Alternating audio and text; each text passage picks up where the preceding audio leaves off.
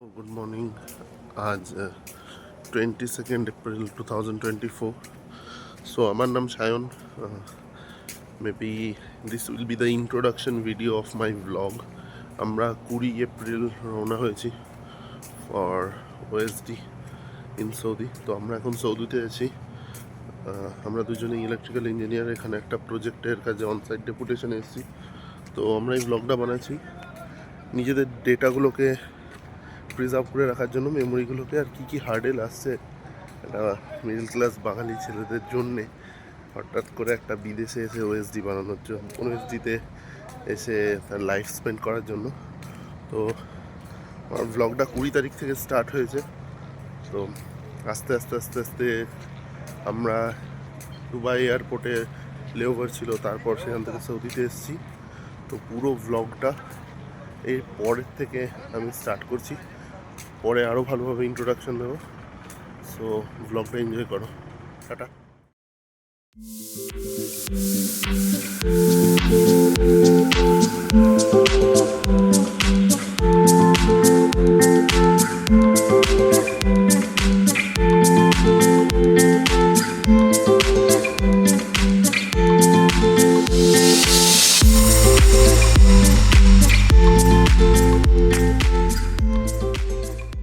এখন চেক ইনের জন্য যাচ্ছি।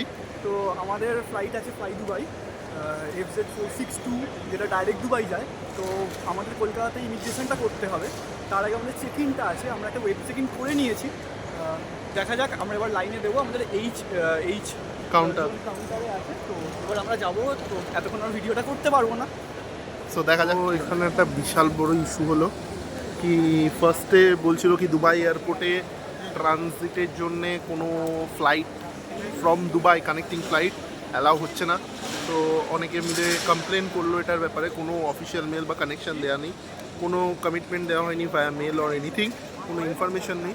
তো after doing the meeting of 30 minutes or 15 minutes they just confirm যে যাদের ফ্লাই দুবাই কানেক্টিং ফ্লাইটস আছে তারা একমাত্র অ্যালাউড, বাকি অন্য যারা এমিরেটস তাদের ফ্লাইট দিচ্ছে না।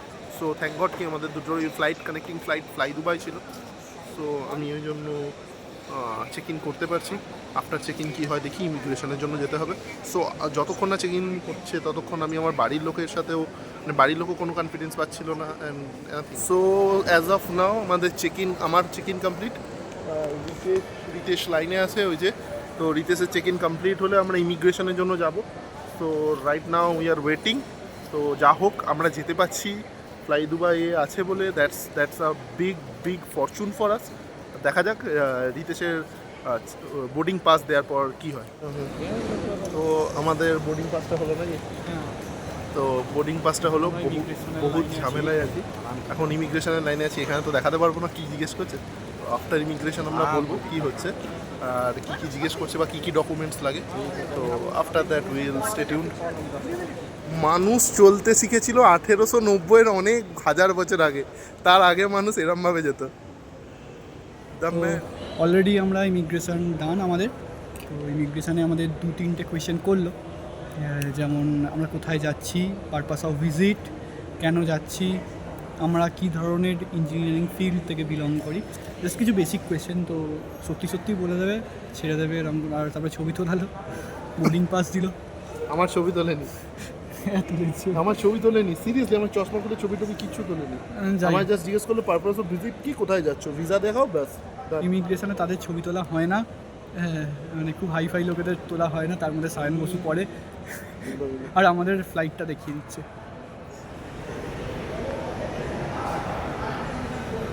তো একটা জিনিস বলতে ভুলে গেছি কি, এই শার্টটা আমায় মৃগাঙ্কদা গিফট করেছে। ওই মৃগাঙ্কদা কে বা কিছু সেটা পিরাকেটের লোকেদের বোঝানোর কোনো দরকার নেই। বাট আমার চ্যানেল যদি কখনো গ্রো করে, একটা মাস ধরে আমি কন্টেন্ট বানাবো হু ইজ মৃগাঙ্কদা। তো শার্টটা গিফট করছে, thank you for gifting the shirt. আর আমরা এখন যাচ্ছি একটু লাউঞ্জে কিছু খেতে। অনেকক্ষণ ধরে খিদে পেয়েছে, কিছু খাইনি, কারণ ফ্লাইটের ওখানে প্রচণ্ড প্রবলেম হয়েছে কি ফ্লাইট ক্যান্সেল, তারপর বলছে ফ্লাইট ক্যান্সেল নয়। তো after doing all of the lot of things আমরা এখন একটু খেতে লাউঞ্জে যাচ্ছি। দেখি আমাদের ক্রেডিট কার্ডের লাউঞ্জের অ্যাক্সেস আছে কিনা, নাহলে তো ফ্লাইটে খাবার দেবে, ওটা পাবো। সো দেখি লাউঞ্জে গিয়ে কি। তো আমাদের বোর্ডিংয়ের জন্য ডাকছে, बोर्डिंग है स्टार्टेड। सो रितेश और আমি, अच्छा जीशान दा हमारे साथ ऐड হয়েছে। ओके, सो जीशान दा আছে। तो इस जर्नी में हमारे साथ जीशान दा भी आ गए। तो पूरा अनप्लान था पर किस्मत कोइंसिडेंट साथ में जाना। चलो अभी बोर्डिंग के लिए जा रहे हैं। कैसा लग रहा है अभी? तो नया पहला इंटरनेशनल फ्लाइट है, बढ़िया तो लगेगा ही। ओके, हमारा बोर्डिंग भी हो गया, अभी बोर्डिंग के लिए जा रहे हैं स्काई वॉक से। ठीक है, बस अब जाना है सिर्फ, और कुछ नहीं।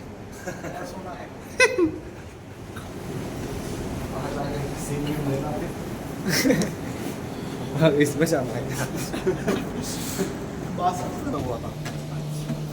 ये देखो इधर लाइन है फिर से, লাইন ওখানে চেক ইন করবে ঢোকাবে।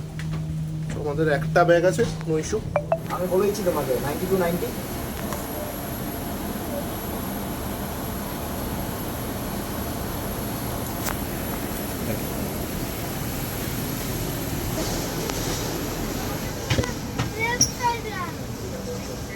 Please. The aeroplane is being refueled, so you must keep your seatbelt open and ensure that the aisle and emergency exits are clear. किस्मत अच्छा है इसका Can't use seating the toilets ठीक। at this time. Electronic At equipment last. and mobile phones should be switched off. We are here. আমরা ফ্লাইটে বসে গেছি আপাতত। রিতেশের পিছনের দিকে, অনেকটা পিছনের দিকে সিট পড়েছে। আমাদের যে তিনজন ছিলাম তিনজনেরই মিডিলে সিট পড়েছে। So we are just waiting for the flight to run and we are very much excited about it. So দেখা যাক এবার আমরা দুবাই কখন নামি। অ্যান্ড বাড়ির লোক এখনো পর্যন্ত তারা বাড়ি পৌঁছায়নি, তো আমার খুব চিন্তা হচ্ছে। তো আমি একবার কল করে জেনে নেবো কি ওদের বাড়িতে পৌঁছাতে আর কতক্ষণ লাগবে বা কি কি হলো। So this is the seat. ওকে,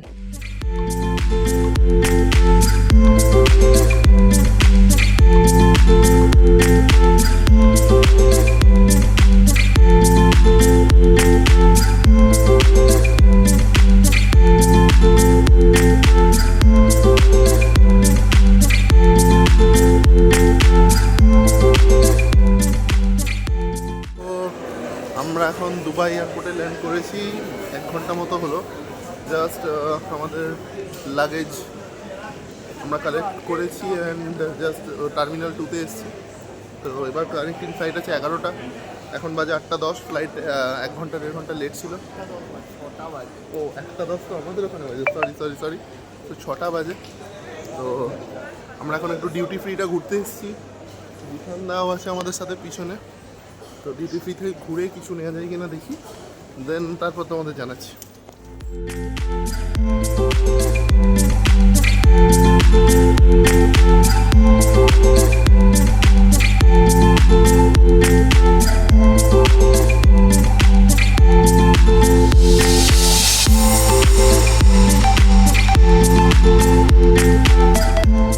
আমাদের নেক্সট দুবাই টু রিয়াদের ফ্লাইট F3 টার্মিনালে দিয়েছে, টার্মিনাল 2 F3 গেটে দিয়েছে।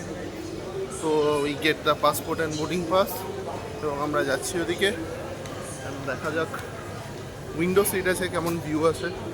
So after check in boarding আমি আবার ভিডিওটা করব। সো দেখি কী হয়। সো এখন আমরা সেকেন্ড ফ্লাইটে, ফ্লাই দুবাই। আমাদের এখন ফ্লাইট হচ্ছে from Dubai two Riyad. And এখন আমরা দুবাই এয়ারপোর্টে আছি। তো ফ্লাইট 11:15, এখন বাজছে 11:15 ফ্লাইট টেক অফ করবে। আমাদের দুজনেরই উইন্ডো সিট করেছে, রিতেশ আর আমার পরপর। So no issue about the views. চেষ্টা করবো সিনেমাটোগ্রাফিক কিছু তোলার। এই ফোনে জানি না কতটা আসবে, চেষ্টা করবো। তো রিয়াদে গিয়ে কথা হচ্ছে বলে।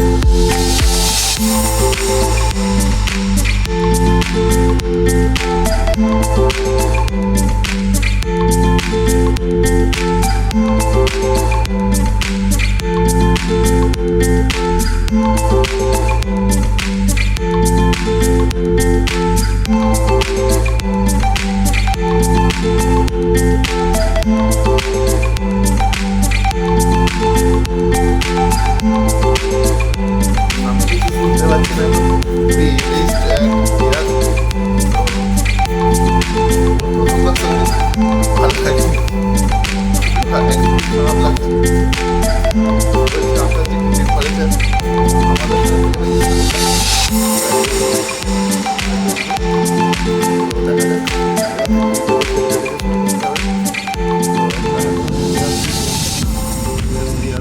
পর এখান থেকে পিক আপ কার এসছে আমাদের অফিস থেকে, তো সেই অফিস থেকে পিক আপ কারে করে ক্যাম্পে যাচ্ছি।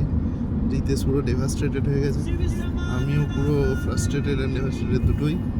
তো লং জার্নি, প্রায় কত হবে রিতেশ, 14-15 ঘন্টার জার্নি, লেট করে 14-15 ঘন্টা journey, without any sleep, without any proper food আমরা আসছি।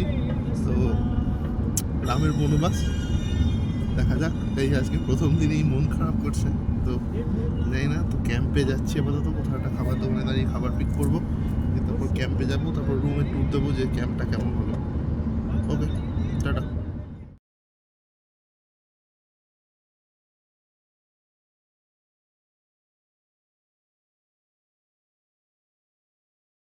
সো গুড মর্নিং, আজ 21 এপ্রিল। তো কাল আমরা এসেছি, তো কাল আমরা নেসমা ক্যাম্পে এসেছি। এখানে লোকাল টাইম 3টে অনুযায়ী, বাট টাইমের অভাবের জন্য বা আমরা খুব টায়ার্ড ছিলাম এত ঘন্টা জার্নি করে, তাই আমি ব্লগটা কন্টিনিউ করতে পারিনি। সো এখন আমাদের একটা রুম দিয়েছে, আমার রিলেশন বেডরুম, মাঝখানে একটা কমন বাথরুম, এবং এখানে ঢোকার সাথে সাথে সিকিউরিটি চেক হয়েছে। অ্যান্ড আমরা সিকিউরিটি চেক করার পর রুম অ্যালটমেন্ট হয়েছে, ফুড কার্ড অ্যালট হয়েছে। অ্যান্ড আমাদের যেমন এশিয়ান ফুড, সেই এশিয়ান ফুড অনুযায়ী আমাদের দেওয়া হচ্ছে। আর রুম টুরটা আমি দিচ্ছি। সো একটা ছোটো room, but well managed and well equipped. বাথরুমটাও যথেষ্ট সুন্দর, অ্যান্ড নো ইস্যু। আমাদের এখন বাজে 6:15, তো আমাদের 6:40 বাসে উঠতে হবে লোকাল টাইম অনুযায়ী। ইন্ডিয়াতে আই থিঙ্ক বাজবে এখন 6:45 কি 9টার কাছাকাছি বাজবে। সো দেখা যাক আজকে ফার্স্ট ডে অফিস কেমন যায়। অ্যান্ড আজকে দুপুরের খাওয়াটাও আমি দেখাবো, অ্যান্ড রাত্রেবেলার খাওয়াটাও আমি দেখাবো, যেহেতু আমি কাল দেখাতে পারিনি। ক্যাম্পাসটাও আমি আস্তে আস্তে ঘুরিয়ে দেখাবো যতটা পারা যায়, কারণ এখানে সব জায়গায় ভিডিও করা অ্যালাউড নয়। সো দেখি কেমন যায় আজকে সারাদিন। সো রুম টুরটা দেখে এখানে রাস্তা দিয়ে আমাদের আসতে হয়। সেখানে একটা সিঁড়ি আছে, সিঁড়ি দিয়ে উঠে আমাদের রুম নাম্বার SJ018। এটা রিতেশের, বিটা আমার। দরজাটা যদি এরকমভাবে খোলা যায়, এটা হলো কমন বাথরুমটা, এটা রিতেশের room, and this is my room. তো বাথরুমটা দেখায়। Bathroom is well equipped. এখানে shower, commode, basin and geyser already there. এখানে আছে জামা কাপড় কাচার শিফট, রুলস রেগুলেশনস কিছু আছে। অ্যান্ড এখান দিয়ে ঢুকে আমার রুম, এটা আমার টেবিল দিয়েছে, এটা এসি, এদিকে একটা জানলা দিচ্ছে, এদিকে চেয়ার, এখানে বেড, এখানে একটা ছোট মিনি সাইজের ওয়ার্ড্রপ বলা যেতে পারে, বা একটা টেবিল ডেস্ক টাইপের। এখানে দিয়েছে একটা মিরর, আর এখানে দিয়েছে একটা wardrobe, sliding door wardrobe. So quite good. And আমি রেডি এখন যাওয়ার জন্যে। So till then, tata, bye bye. Ready হয়ে, so we are ready, and আমরা অফিসের দিকে যাচ্ছি আজকে। এখন বাজে 6:45, তো 50-এ সবাই মিট করবে গেটে। তো উই আর রেডি। রিতেশ তো লুক যা দিয়েছে, ওতে কাজ ছাড়াই, ওকে কোনো কিছু ছাড়াই নেসমায় রেখে দেবে। তো অনেকটা দূর যেতে হবে, তো দেখাচ্ছি। তো এখান থেকে এতটা হেঁটে যেতে হবে গেটে, ওখানে থাকবে বাস, অ্যান্ড সবাই ওখানে মিট হবে, দিয়ে ওখান থেকে আমরা অফিস যাব। তো আমরা এখন বেরোলাম অফিসের জন্য। তো জাস্ট গাড়িটা স্টার্ট হলো, পুরো বাস ভর্তি পিনাকেলের লোক। তো সবাই সিনিয়র জুনিয়র সবাই আছে। তো দেখা যাক আজকে সারাদিনটা কেমন যায়।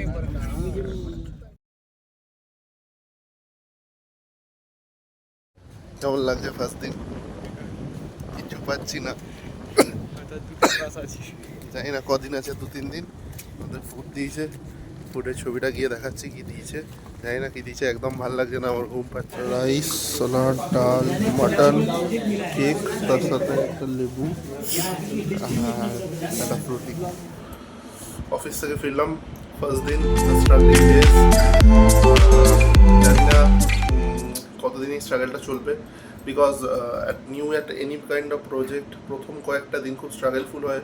We have to understand the standards of the project. So first দিন স্ট্রাগলিং অ্যাজ ওয়েল, আমার পক্ষে তো খুবই স্ট্রাগলিং ছিল। তো 7-8 দিন আই থিঙ্ক এরম যাবে, দেন আমার মনে হয় এটা সবসময় সেটেল হয়ে যাবে। ফুড টুড সব ঠিকই আছে, নো ইস্যু, সব অল ওয়েল। শুধু জব টাইমটা একটু খুবই বেশি, লাইক 11 আওয়ার্স এভরিথিং, যাতায়াত মিলে প্রায় 12 ঘন্টার বেশি হয়ে যাচ্ছে। তো ওকে, স্ট্রাগলিং ডেজ বলেই রামের বনবাস। So let's try to do anything other things like volleyball or gym or pool, অন্য কোনো কিছু একটা করবো এখন। ভিডিও এডিটিং অনেক দিন, মতলব 2 দিনের বাকি আছে, তো ওটাও কমপ্লিট করতে হবে। জাস্ট ফিরেছি, খেতেও হবে একটু কিছু, দেন আবার আমি ব্লগটা স্টার্ট করব। অফিসের মধ্যে আমি কিছুই দেখাতে পারিনি, কারণ অফিসের মধ্যে কোনো ভিডিও অ্যালাউড নয়। অ্যাজ তোমরা জানো কি সৌদিতে সব জায়গায় ভিডিও করা যায় না।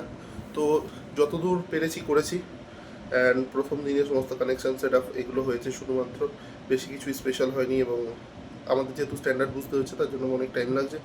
তো যারা ভবিষ্যতে ওয়েজি আসবে, সেটা আমাদের কোম্পানি হোক বা অন্য কোম্পানি, এটা সবসময় মাথায় রাখতে হবে কি 7 থেকে 10 দিন অলওয়েজ বি স্ট্রাগলফুল। সো দেখা যাক রাত্রেবেলা কী হয়। দিনের বেলা ওঠার পর রাত্রেবেলা এটা রিতেশের পাত, এটা ঠিক আছে, এটা আমার পাত। Are you happy Ritesh?